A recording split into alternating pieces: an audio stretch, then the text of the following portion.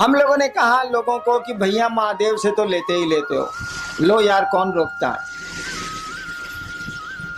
और उतना दे भी कौन सकता है जो दूसरे के पास जाओगे, लो जरूर लो।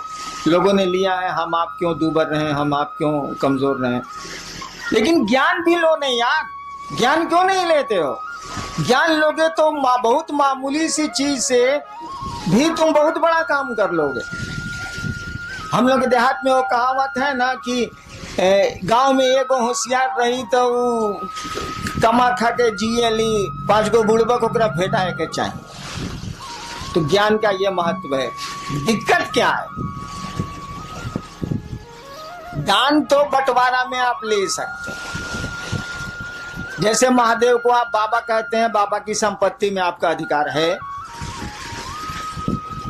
शिव कहा जाता है कि चंदा मामा सबके मामा, शिव घर घर के बाबा। कहावत है ना, चंदा मामा सबके मामा, शिव घर घर के बाबा। तो बाबा में तो पोते पर पोते सबका अधिकार है भाई, उसकी संपत्ति में। तो भोग तो रहे, हवा उसकी, प्राण उसके, पानी उसका, पहाड़ उसके, नदियां उसकी, हम उसके, सब तो उसी के हैं। तो भोग तो रहे और बिना मांगे मिल जाएगा, क्योंकि बाबा की संपत्ति में उसके पोता पोती से लेकर पूरा खानदान बढ़ते चले जाए, सबका अधिकार होता। कानून कहता है इस देश का कि जब तक जिंदा है तभी तक अधिकार रहेगा, उसके बाद कहीं दूसरे को दे दे। उस साला मरबे नहीं करता है तो देगा किसको? मरेगा तब ना दूसरे को होगा, उस साला जिंदा है। काहे कि रामनवमी में राम के जन्म की छुट्टी होती है, जन्माष्टमी में कृष्ण के जन्म की छुट्टी है। अब महादेव के जन्म का पता भारतीय सरकार को नहीं लगा तो हमको आपको कहाँ लगेगा, इसीलिए बियाह की छुट्टी है।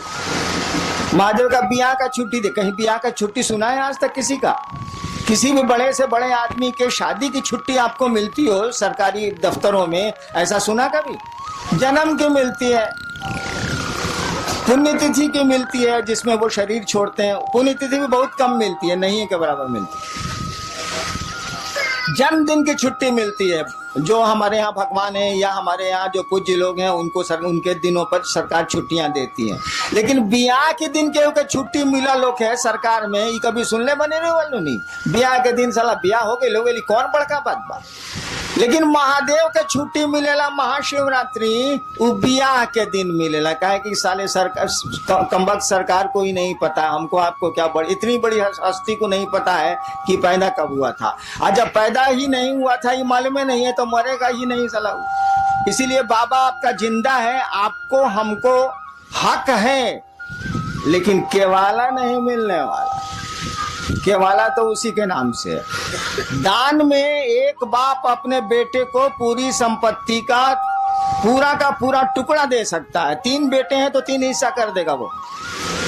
कहल जाला कि बंटवारा में चाउर अगर धुआ गई बात तो कर पानियों बटी, हाँ बटी, चावल का धुवन भी बढ़ता। ये हम आसमान से सीखा, धरती पर हम नहीं जानते थे इसको।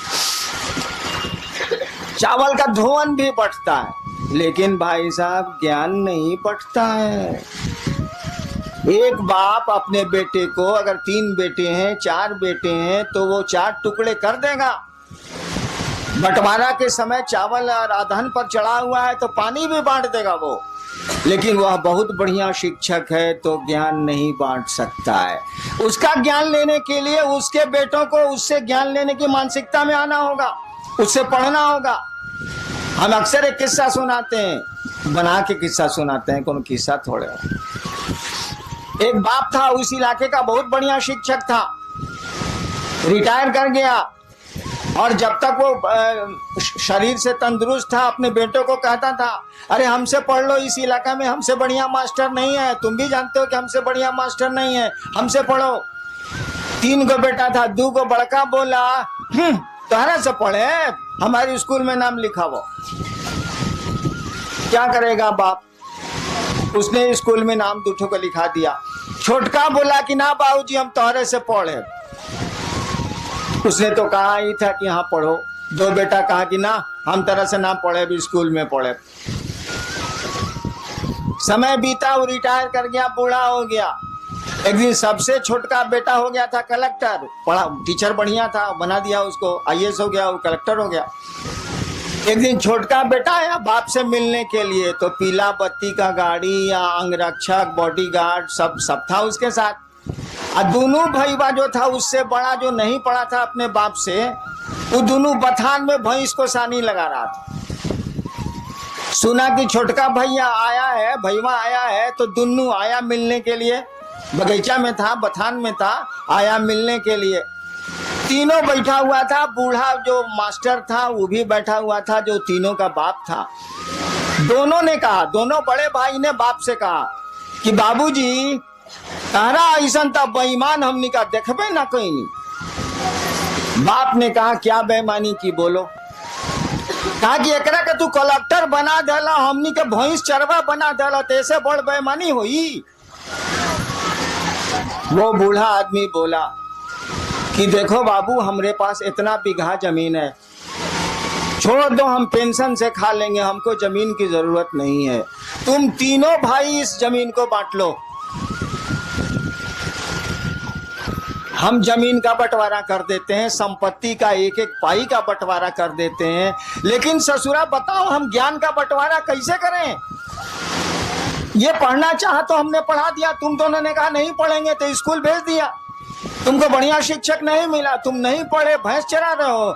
इसने हमसे पढ़ना चाहा, हम थोड़ा बढ़िया से पढ़ाते रहे हैं स्कूलों में, हमने इसको पढ़ा दिया, ये कलेक्टर हो गया, तुम दोनों भैंस चरवा हो गए। तो ज्ञान का बंटवारा हम कैसे कर दें। चलो चावल का पानी हम बांट देते हैं, सब कुछ बांट देते हैं 3 हिस्से में, लेकिन ज्ञान कैसे बांटेंगे यार। ज्ञान कोई लेगा तब न देंगे, ज्ञान तो लेना पड़ता है। सामान तो हम दे देंगे, लीजिए चाहे फेंकिए, लेकिन ज्ञान तो हम दे ही नहीं सकते ना जब तक आप लेना नहीं चाहिएगा, उसको रिसीव करना नहीं चाहिएगा। हम लोगों ने कहा महादेव से दान लेते हैं, ज्ञान कहीं नहीं लेते हैं भाई साहब।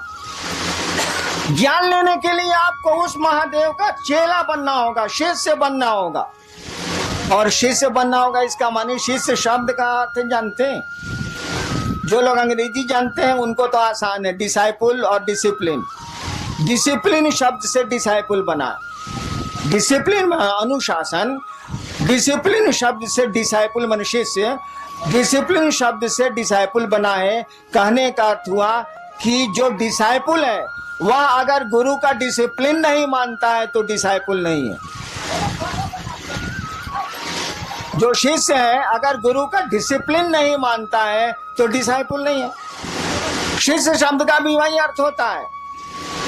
संस्कृत में शस धातु है, उससे बना है शिष्य शब्द, उससे बना है शासन, उससे बना है अनुशासन, उससे बना है प्रशासन, उससे बना है शिष्य। शिष्य का मानी होता है जो अंग्रेजी में मानी है वह हिंदी में भी है। शिष्य का मानी होता है जो गुरु का अनुशासन माने, वह शिष्य है, वह चेला। गुरु जो कहते हैं वो करे, गुरु का अनुशासन माने, डिसिप्लिन